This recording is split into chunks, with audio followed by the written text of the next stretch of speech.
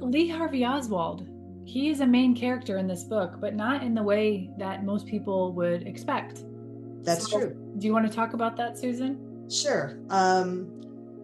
Oswald was one of those characters, and I don't know any other character I can think of that I've written that I had the same response to. He was someone that I became extremely convinced early on in the research had nothing whatever to do with the assassination. And I am convinced that that is in fact the case. And I don't care what anyone says.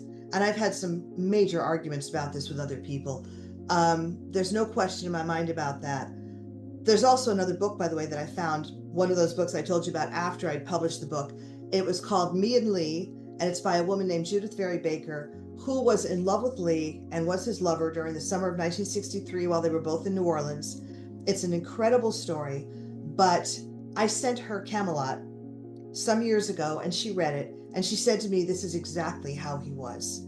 And that made Wow. me feel really good that from her point of view, we captured his personality, his character, and that he was behaving in the story the way she would have expected him to behave in real life. So that's a very, very big deal. Yeah, and so Oswald, I mean, I didn't start out trying to make Oswald the hero of the story.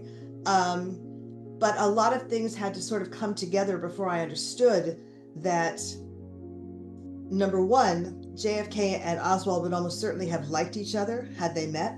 They had an enormous amount in common. It may not have seemed so, but they did. And number two, Oswald was the kind of man who took direct action very quickly.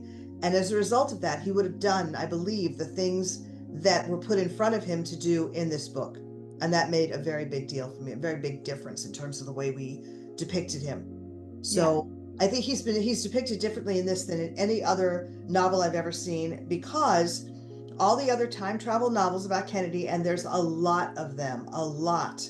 I read at least three or four on my own, including Stephen King's 11/22/63. Yeah.